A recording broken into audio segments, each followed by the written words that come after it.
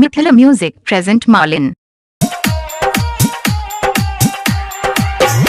दूरा दिहलू दिलहरा के सजावल सपना छोड़ी के तू चल गइलू पिया घरिया पुहना पिया घरिया पुहना दीवाना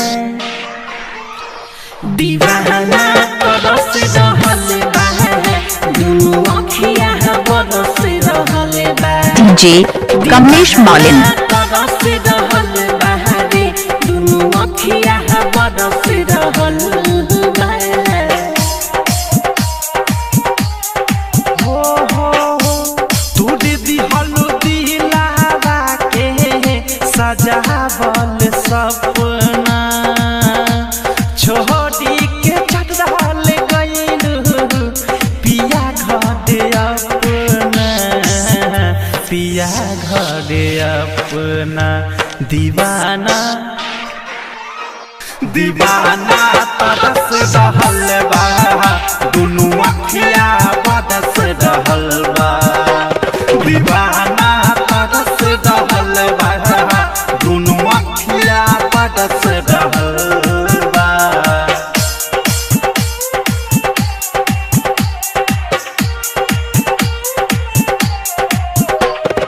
DJ Vikas, DJ Vikas, DJ Vikas, Ambe Recording Studio, Delhi.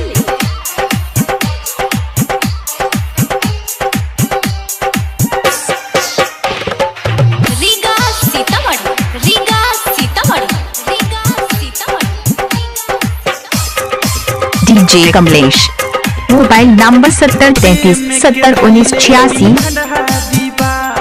जानते दुनिया ई सदरा दीबा कैसे हम रहतानी सादा सितम सहतानी जिकरा से हम प्यारी कहिनी जिए के साथ क्रिया खैनी कैसे हम रहतानी सारा सितम सहतानी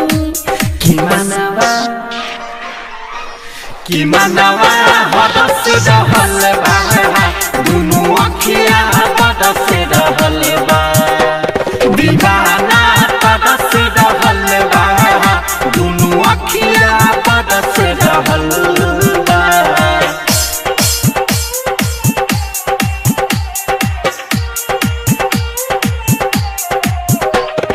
DJ Vikas, DJ Vikas, DJ Vikas, DJ Vikas,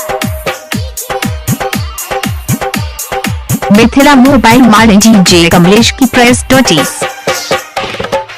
Riga Sitamarhi, Riga Sitamarhi, Riga Sitamarhi.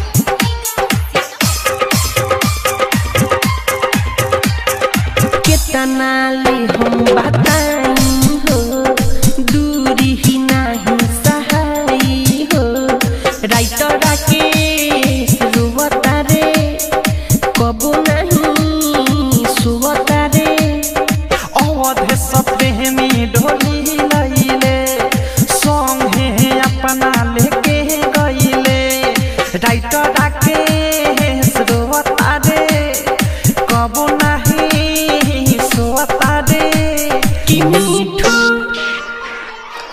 कि अनुराग करछ रहल बा दुनु अखिया बरस रहल बा दीवाना तरस रहल बा दुनु अखिया बरस रहल बा दूरा दिहलू दिलहरा के सजावल सपना छोड़ी के चढ़ल गइलू पिया घरे अपना पिया घरे अपना दीवाना